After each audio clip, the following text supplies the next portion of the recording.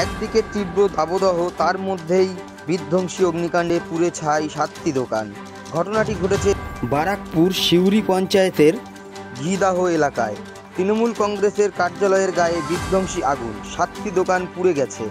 এলাকার স্থানীয় ছেলেদের উদ্যোগে বাকি দোকানগুলো রক্ষা পায়।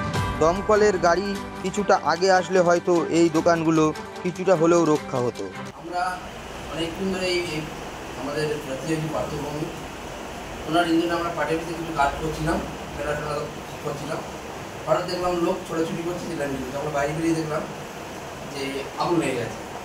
এই মুহূর্তে আমরা ওখানে যাই গিয়ে আমরা কিন্তু চেষ্টা করি আগুন লেগে আমরা কোনো মধ্যে আগুনটা নেভাতে পারি। তো সেই সময় আমাদের সঙ্গে ছিল বাপ্পা ভাই, ও সঙ্গে সঙ্গে আমাদের থানায় ফোন করলো, প্রাইভেটে ফোন করলো, করে ডাকলো। ডাকার পর কিছুক্ষণ পর দেখলাম প্রাইভেট আসলো, আসার পরে আগুনটা নেভানো হলো।